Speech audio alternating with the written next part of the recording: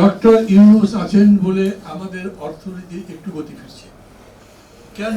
আগের সরকার কি কেউ বিশ্বাস করতো না, বিদেশ থেকে টাকা দিত না, টাকা দিলেও সেটা ব্যাংকের মাধ্যমে দিত না, চুরি করে দিত অন্য জায়গায়, ফলে রিজার্ভ আমাদের খারাপ ছিল। কিন্তু এইবারে আমরা রিজার্ভের থেকে কোনো বড় রকম সমস্যা না করেও আকুল পেমেন্ট দিয়েছি, রিজার্ভে টাচ না করেও আমরা ফরেন লোন যেগুলো ছিল সেগুলো সার্ভিসিং করেছি। আমাদের ব্যাংক আগের চেয়ে একটু ভালো হচ্ছে, কিন্তু জিনিসের দাম তো কমে না।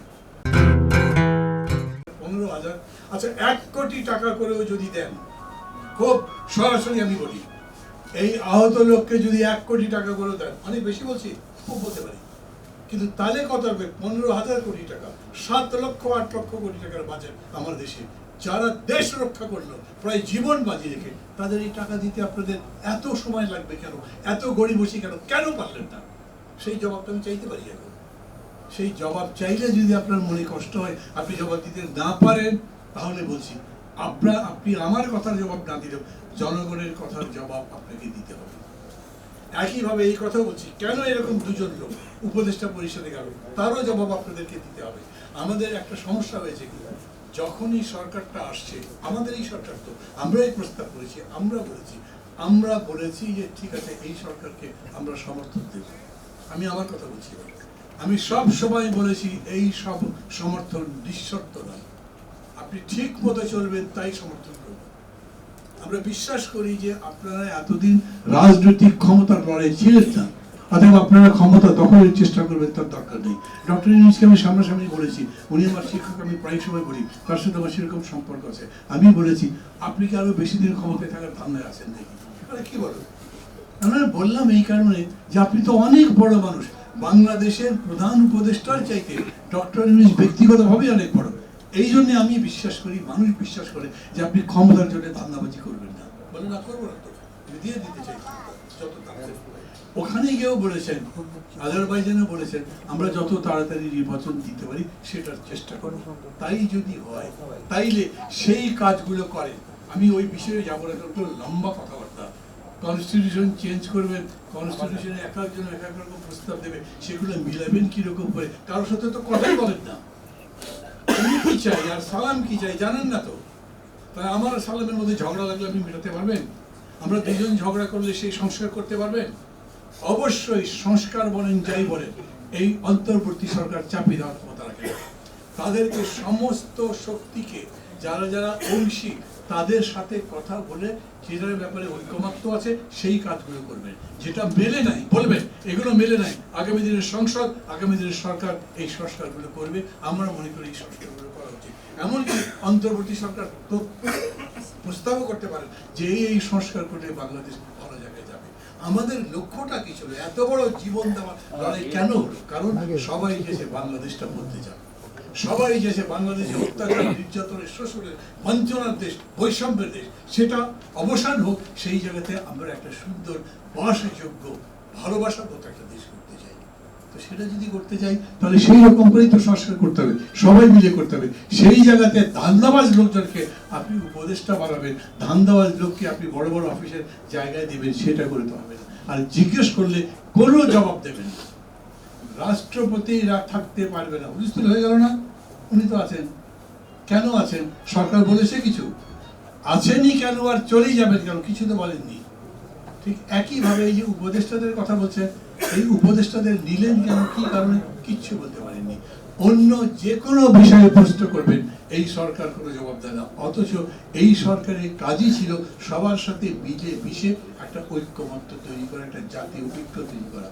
ভুলে গেলে তো চলবে না যে আমাদের এই বিজয়কে ধ্বংস করে দেওয়ার জন্য কি রকম করে পতিত সরকার চেষ্টা করছে, আর তাদেরকে মদত দিচ্ছে পাশের দেশে। এর বিরুদ্ধে ঐক্য যদি না হয়, জাতীয় ঐক্য না হয়, তাহলে আমাদের কোনো, আমরা শেষ পর্যন্ত টিকে থাকতে পারবো কত করে সেটাই জানি না। আমি এটা বলি, ডক্টর ইউনূস আছেন বলে আমাদের অর্থনীতি একটু গতি ফিরছে। কেন? আগের সরকার কি কেউ বিশ্বাস করতো না, বিদেশ থেকে টাকা দিত না, টাকা দিলেও সেটা ব্যাংকের মাধ্যমে দিত না, চুরি করে দিত অন্য জায়গায়, ফলে রিজার্ভ আমাদের খারাপ ছিল। কিন্তু এইবারে আমরা রিজার্ভের থেকে কোনো বড় রকম সমস্যা না করেও আকুল পেমেন্ট দিয়েছি, রিজার্ভে টাচ না করেও আমরা ফরেন লোন যেগুলো ছিল সেগুলো সার্ভিসিং করেছি। আমাদের ব্যাংক আগের চেয়ে একটু ভালো হচ্ছে, কিন্তু জিনিসের দাম তো কমে না। আমি অর্থনীতি ভালো ছিল তো বলতে পারছি না, জনগণের কষ্ট তো কমে নাই, মানুষের দুর্দশা কমে নাই, মানুষের চাকরি বাড়ে নাই, কোন রকম অর্থনৈতিক পাখি আমরা সমৃদ্ধি দেখতে পাচ্ছি না, ভালো দেখতে পাচ্ছি না। কথা বাড়িয়ে লাভ, আমি এখন বলবো ডক্টর ইউনূসকে পার্টিকুলারলি বলছি, এই অন্তর্বর্তী সরকারে যারা আছেন তাদের বলছি, দায়িত্ব আপনাদের, কোনোভাবে সেই দায়িত্ব আমাদের উপরে চাপাতে পারবেন না। আবারও বলি, এই উপদেষ্টা নেওয়ার দায়িত্ব যেমন আপনাদের, দ্রব্যমূল্য যদি কমাতে না পারেন তাহলে সেটির দায়িত্ব আপনাদের হবে, নির্বাচন যদি ঠিকমতো অনুষ্ঠান করতে না পারেন সেই দায়িত্ব আমাদের হবে, আপনাদের হবে, আমাদের হবে না। কেন? আমরা তো বলছি আপনাকে, বলেন আপনি কি সহযোগিতা চান। আপনারা বুঝতে পারেন না, ইউনূস সাহেবরা বোঝেন না, অনেকে বোঝে না। আজ যদি এই জায়গাতে বিএনপি না থেকে আওয়ামী লীগ থাকতো তাহলে এর মধ্যে একদিন দুই দিন হরতাল টরতাল দেখে দিতে হতো। বিএনপিতে হরতালের কাজ যায়নি, আমি ধন্যবাদ দিই কিন্তু তাদেরকে এই জন্য। আমার বিএনপির সমালোচনা আছে বেশ কিছু, আমি তো বিএনপি করি না, কিন্তু আমি মনে করি এই জায়গাতে বিএনপি হয়তো বলেছে 3 মাসের মধ্যে ভোট দেন, কিন্তু বুঝেছে না 3 মাসের মধ্যে মানুষ পছন্দ করছে না, 6 মাস বলেছে, তারপর বলেছে না 6 মাসের মধ্যে বোধ হয় মানুষের খুব পছন্দ করছে, তাহলে বলছে যৌক্তিক সময়ের মধ্যে ভোট দেন। এর চাইতে ভালো কথা কি পাবে? তার অন্য কোন রকম সমস্যা তৈরি করবে। কিন্তু আপনাদের কাছে বলছি, আপনি একবার ডেকে কথা পর্যন্ত বলেন না। বিএনপি যখন বলে যে আপনি মনে হয় ক্ষমতায় দীর্ঘদিন থাকার জন্য চেষ্টা করছেন, মনে মনে ফিকির করছেন, তো সরকার তো ডাকতে পারে বিএনপি, কেন এরকম বললেন, আমি তো এরকম নই, আমি এরকম ভাবছি ইত্যাদি, তাদের মধ্যে মতের আদান প্রদান হতে পারে, আমাদের সাথে হতে পারে। সরকার কারোর সাথে কথা না বলে যদি মনে করেন একা চাপিয়ে দেবেন, আমি কিন্তু কোনো থ্রেট করছি না, আমি বলছি ইতিহাস বলে ওইটা পারবেন না। ইতিহাস বলে মানুষ ঠিকই দাঁড়াবে ওই সময়। আপনারা বলেন যে মাসে মাসে কি অভ্যুত্থান হবে, আরে ভাই মাসে মাসে অভ্যুত্থান আমাদের দেশেও এরকম হয়েছে, বিদেশে তো হয়েছে। খুব বিশ্বখ্যাত রাশিয়ার বিপ্লব ফেব্রুয়ারিতে একটা হয়েছে, অক্টোবরে আরেকটা হয়েছে। প্যারি কমিউন যেটা বলে সেটা 1 মাস 2 মাসে একটা করে হয়েছে। মানুষ জাগতে পারে যদি তাদের মধ্যে সেই সমস্যায়, মানুষ চায় যে আমরা এখন আর লড়াই করতে চাই না, এখন নিজেরা গুছিয়ে একটা দেশ ভালো মতো করতে চাই, গণতন্ত্রের দেশ করতে চাই, নির্বাচনের ব্যবস্থা করতে চাই এবং বৈষম্য দূর করতে চাই। ড্রাইভিং সিটের সরকার, তাদের উপরই দায়িত্ব, তারা এই কাজটা করবেন।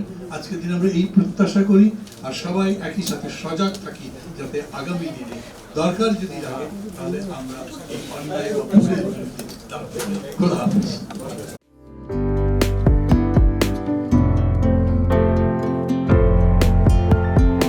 পহেলা জানুয়ারি 2025 ইউটিউব জার্নালিজমের অগ্রদূত changetv.press 6 বছর পেরিয়ে পা রাখল গর্বিত online TV channel change TV 6 বছর ধরে ওনারা কাজ করে যাচ্ছেন। ইতিমধ্যে জনগণের হৃদয়ে স্থান করে নিয়েছেন। প্রায় 22 লাখ সাবস্ক্রাইবার আছে। আর যে কোনো অনুষ্ঠান 10 লাখের মতো মানুষ এটা প্রতিদিন মানুষ দেখে থাকে। আমিও এই চ্যানেল নিয়মিত দেখি। তো চেঞ্জ টিভির পক্ষে আমির মোমিনুল মানিক সাহেবের উপস্থাপনা, প্রশ্নের ধরন, এগুলো জনগণ দেখতে চায়, শুনতে চায়। আমি চেঞ্জ টিভির উত্তরোত্তর সমৃদ্ধি কামনা করছি। changetv.press, এক ফোঁটা হলুদও নেই।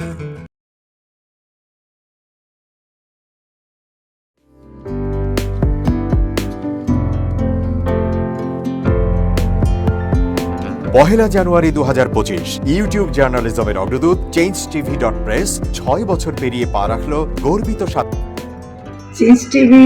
তো আমি তাদেরকে আমার অসংখ্য শুভেচ্ছা জানাচ্ছি, কারণ তারা যে ভূমিকা রেখেছে এই সময়, একটা কঠিন সময় ছিল, সেটাতে যেমন ভূমিকা রেখেছে, এমনকি 5ই আগস্টের পরে নতুন বাংলাদেশেও তারা তাদের সেই তীক্ষ্ণ একটা সমালোচনামূলক এবং যেটাকে আমি গঠনমূলক বলবো সেরকম একটা ভূমিকা রাখছেন। তো সেক্ষেত্রে আমরা মনে করি যে এই ভূমিকা আমাদের দরকার, আমরা চাই এটা থাকুক এবং আরও যেন সমৃদ্ধ হয়। নতুন বাংলাদেশ নির্মাণে আমরা চাই যে চেঞ্জ টিভি যে সমালোচনাগুলো করছে বা যেগুলো আমরা তুলে ধরছেন সেটা এমন করে করবেন যেন আমরা সেখান থেকে শিখতে পারি এবং সবাই মিলে যেন আমরা নতুন বাংলাদেশকে সত্যিকার অর্থে বৈষম্য বিহীন একটা সমাজ গড়ে তুলতে পারি, সেটা আপনারা